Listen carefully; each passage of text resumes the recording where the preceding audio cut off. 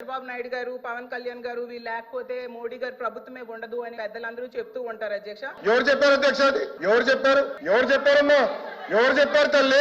ఎవరు చెప్పారు? సార్ అధ్యక్ష, రాష్ట్ర ప్రయోజనాల కోసం కండిషనల్ గా ఇటు చంద్రబాబు నాయుడు గారు కానీ అటు పవన్ కళ్యాణ్ గారు కానివ్వండి, ఇద్దరు నాయకులు కలిసికట్టుగా ఇండియాకి సపోర్ట్ చేశారు. ఎన్నికల ముందల ఎన్నికలు అయిన తర్వాత రిజల్ట్స్ వస్తుంటే కరెక్ట్ గా 1 hour తర్వాత గౌరవ ముఖ్యమంత్రి చంద్రబాబు నాయుడు గారు స్వయంగా హోంమంత్రి గారికి ప్రధానమంత్రి గారు ఫోన్ చేసి కంగ్రాచులేషన్, కలిసికట్టుగా ఈ రోజు ఎన్డీఏ ప్రభుత్వం 3వ సారి ఏర్పడుతుంది అని అన్కండిషనల్ సపోర్ట్ ఇచ్చాం అధ్యక్ష. మేము పదవులు అడగలేదు అధ్యక్ష.